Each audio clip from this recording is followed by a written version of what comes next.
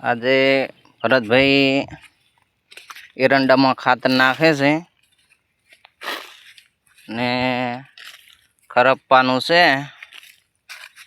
આ ટ્રેક્ટર આવે, જેનું ટ્રેક્ટર બોલાયું છે ખરપા.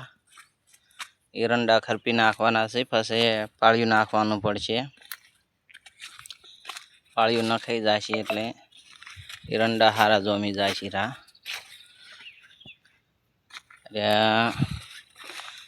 એરંડા માલી સડી ગયા છે. હવે એરંડા ખરપી નાખવા પડશે. એ ટ્રેક્ટર બોલાયું છે ગામમાંથી, એ એરંડા ખરપાઈ જોયરા, હારા જોમી જોયરા.